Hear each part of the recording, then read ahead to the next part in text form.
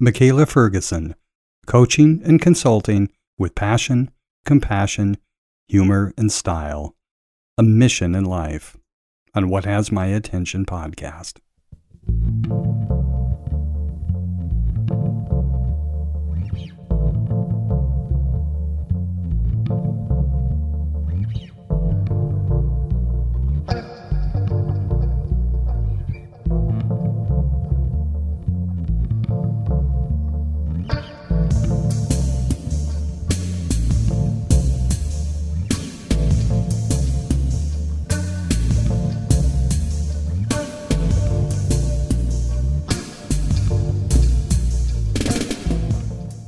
Great. Today we are talking with Makeala Ferguson, who I met at Mary Cravets' Watch Us Thrive weekly class. That was a couple of weeks ago, wasn't it? It was. Almost 3. Time flies. It does. It really does. So anyway, we met, and the way those calls with Mary work is that she does breakout rooms. So Makeala and I found ourselves in a breakout room, and of course people talk about who they are and what they do and everything. And I was just really intrigued with you. And, because I just really wanted to find out more. Well, thank you. Yeah. So why don't you introduce yourself a little bit so that people can hear how you want to be known? Sure. Well, my name is Makeala A. Ferguson, owner of Makeala Adele Life Coaching in Orlando, Florida. And I have the privilege of helping clients confidently simplify their personal and professional goals. So really they can get more out of their day. So it's all about helping them be more productive and not just busy, so that they can have more time doing what they enjoy. I've had this coaching practice for almost 3 years now, and I'm also a part-time educator, both of which I absolutely love. Yeah, I know. So you have 2 things going on, which is interesting, because the educational piece I was really interested in too, because you had talked when we initially met about, helping people. Well, you can explain that better than me in terms of what it is you do. There's adults or even younger people, whatever, that are really getting back in the educational ball game, so to speak, and really needing to kind of spruce up on their study skills, that sort of thing. Is that right? 2 components right now to my coaching practice. Again, it's the productivity component and helping people simplify their personal and professional goals. And from the education side, I work with clients who typically they're going back to school. And it's not so much that they need a tutor, it's that they need someone that can help them maneuver through and really sort of get their groove back when it comes to being in that educational zone, having the right papers, conduct research. And so I help them set up a study process that will work for them. And also that includes test prep as well. So it's really a lot of fun being able to incorporate my educational background of 16 years into my coaching practice that way. Nice. So the coaching practice, it's obviously, 3 years, but you have a lot of experience behind you, and you're clear-headed, which I really, really like. So let's talk about a little bit about, typically what you might do for somebody. And then I'm going to ask some personal questions, like, well, let's just start with where are you at? Yeah. Where are you at? Well, thank you. Where do you live? I am, I live in DeBerry. I think I shared this with you when we talked. So it's in between Daytona Beach and Orlando is the best way to describe it. And my coaching practice is in Orlando, but I also coach remotely as well. Of course, because especially these days, being trapped in our homes and stuff, we're kind of reaching out in a much bigger way, which is awesome. So let's talk a little bit about that confidence thing, because confidence is like one of those things I think that takes, my experience is that it takes a lot of repetition. Absolutely. Yeah, it definitely, we can really be confident in any direction, right? I can be fairly confident that I will do really well. I can be fairly confident that I won't do well. So it really speaks to a greater mindset piece. And so that part is about helping clients identify any limiting beliefs that may be holding them back so that they can feel certain that, I can do this. I can make progress. I can move forward. This is where I am right now. This is where I was, but you know what? I can take this on. And so we work together in figuring out what that will look like. And it does take time. It's not an overnight process. You know, I always share with clients, coaching is called a process for a reason. It's not a quick fix or a pill, but it's all about helping them make sustainable changes, which is great because then they can continue those even after our time together. Nice. So it's like a football team in the sense that the coach is there the whole season and even before. So it's like you're there. It does take time, and there's some goals that you jointly agree on, and the coach basically, without maybe even saying it, promises that they will help the client or the football player, whoever, actually help them reach their independent goal, which is, of course, tightly integrated with the team's goal, I'm sure. So do you work with teams too then? So first, before I answer that, I have to laugh because I'm so football illiterate. So I'm thinking, sure, yes, I think that analogy is pretty close. But sure, I know. I think I know enough to know that that was a good example. Sure. No, I typically work with adults at this time. I did teach high school for 7 years and worked with grades 9 through 12. But in my coaching practice, I focus on adults, typically 25 and older. But is really the only stipulation is that they are an adult and they're ready to move forward. So typically, who's the ideal client? I mean, the kind of client that you really, well, your ideal client, the kind of client that you either like to work with or you find contacts you and you end up working with.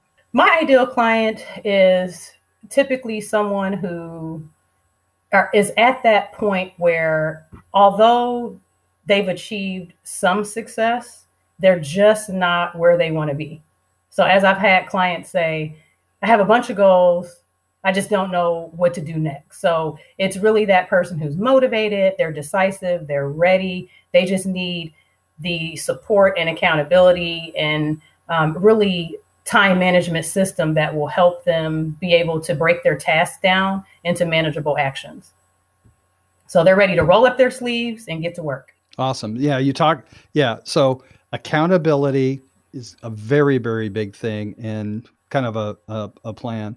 So I hear what you're saying, and I remember actually having a little bit of this conversation when we first met and stuff, because you're putting together pieces that are actually essential for somebody when it comes to somebody reaching their goal. And would you agree that everybody needs a coach? Ooh, great question.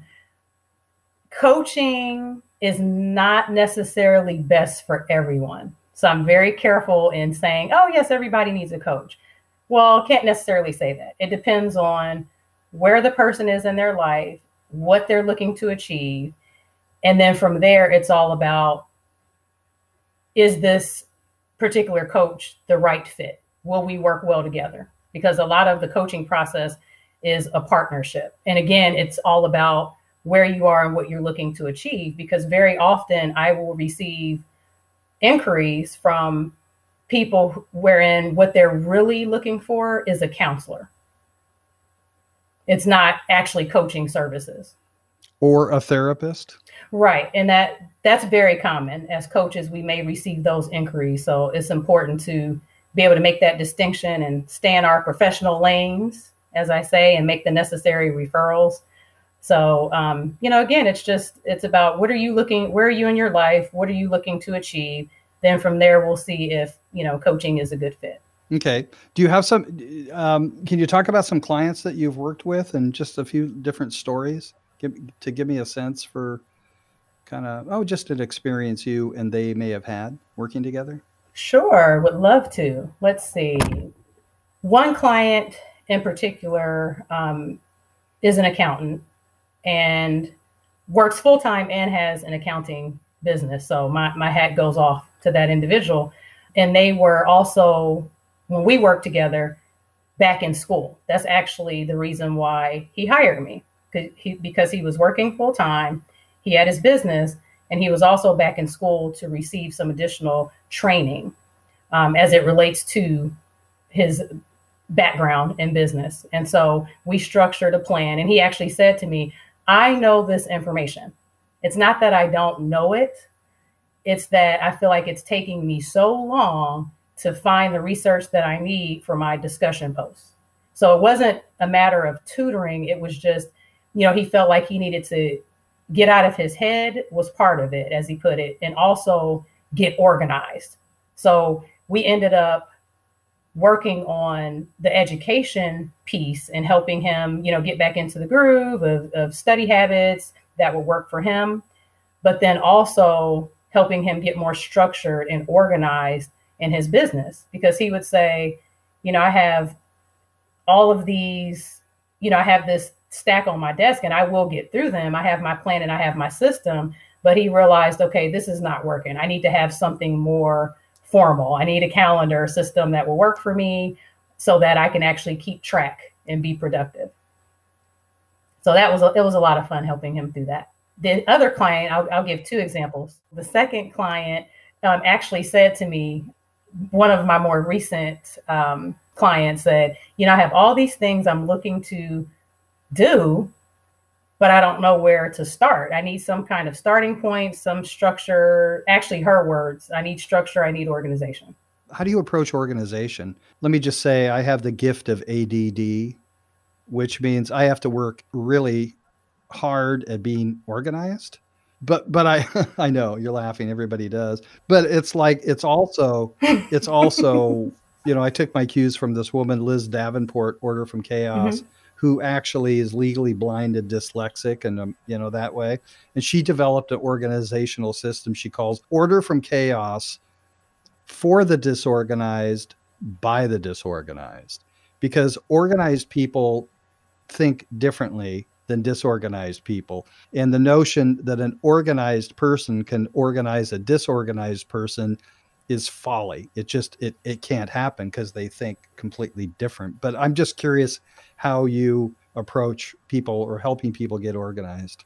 Yes. Well, first off, definitely not laughing at you. I'm laughing with you in that I love the creative and positive spin you put on that as the gift. I have the gift of ADHD. You know what? We all have to capitalize on our strengths, right? And for some people, ADHD and ADD are, of course, different from the clients that I work with in terms of they're typically just trying to figure out a system, and that it's typically that they haven't figured out a system. And so just like balance, organization means something different to everybody. And so in working with the client, we figure out together, well, what does that look like, right? So I'm giving a very generic example, but when I work with clients, it's very specific to what it is they have going on in their life, where they are, where they want to go, and then we begin to tackle the action steps from there.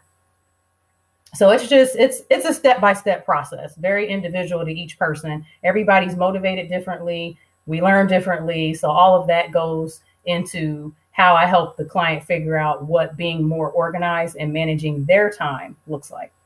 Mm-hmm. So it's identifying, helping you understand what areas of their life are basically out of control or just needs, fine tuning. I mean, let me just say for myself, if you spend any time with Mary Cravets, one of the first things she helps people do is identify what your peak times are. So I identified my peak time as from 5 o'clock in the morning till 8. And so I've structured my whole day around that so that my brain intensive activities happen at 5 o'clock to 8. And then I'll take a shower, eat breakfast, and then become a little more social and make some phone calls. But given the fact that I wake up I start at 5, I often wake up earlier, that by 4 o'clock in the afternoon, which is coming up in 45 minutes or less, I'm done. And then sometimes, just because things don't get done, I'll come back on at 7 o'clock for a couple hours to often kind of deal with, editing a podcast or something like that. But it's like, this is a structure that works really, really well for me I don't, and you know, it's like, it's great because nobody's going to bug me, generally speaking, at 5 o'clock in the morning. And plus my phone's off and everything else. And taking distractions out of my life is really important. So, yeah. Yeah, it's, like you mentioned, that peak productivity aspect is really important because it's different for everyone. Everyone doesn't work a 9 to 5, for example. So it's all about figuring out what will work best for us, and what is realistic for that person, right? So for some people, their peak time might be completely different. It might be in the evening. I've spoken to students, adult students, where in their schedule, because they have other duties and obligations, their peak time, instead of 5 o'clock in the morning, might be 11 o'clock at night, where that's their quiet time and they're able to focus and it's realistic. It works with their schedule and they're able to be productive that way. So it's certainly a customized system. And that's the great thing about task management, as I call it, because really, if we're live, 24 hours is going to happen, right? We don't control the hours, but we control what we do. We have some control over what we do during that time. So it's all about capitalizing on those hours and being able to figure out what works for us. Nice. So I'm going to ask a question I always ask people. It's kind of fun, which is thinking back. Yeah, thinking back in your life, and it could be just recent or a long time ago, can you think about a time in your life that was absolutely defining for you, where everything changed? Ooh, let's see. Well, specifically, I will say 2016. In 2016, we lost 3 family members back to back. 2 on my dad's side of the family and 1 on my mom's side of the family. And so that was, of course, changing, because anytime you lose someone, and grieving is different, of course, for everybody, but one thing that is likely true for all is that it is life-changing. Your life will never be the same. When you lose people who matter to you and have played such a significant role in your life, now it's all about getting used to them not being here anymore. So that was definitely a massive change. And then really the last 3 years we've experienced a great deal of loss. We've sort of been in the season of loss in my family. And so those have certainly been challenging. So what did you find most useful to get through all this? Support. Having a very strong support system. So having my husband, my parents, my siblings, my extended family, that was probably the biggest. And quite honestly, for us, we're a spiritual family. So prayer and support were the main 2. Yes. So family's a very, very, very big deal.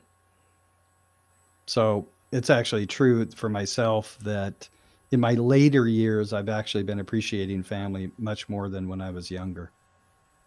So, but my family is also very extended. I don't have like a lot of friends, but the people that I really hold dear, are just I'm really, really close to. And I'm going to quote somebody to say that, family can be said to be a network of relationships.